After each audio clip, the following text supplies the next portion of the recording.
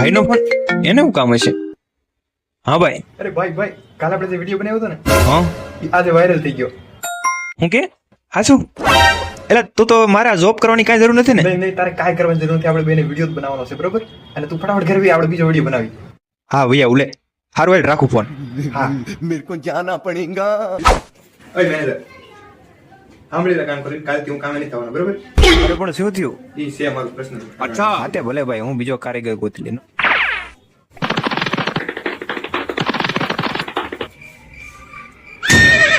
ભાઈ કયો video viral છો?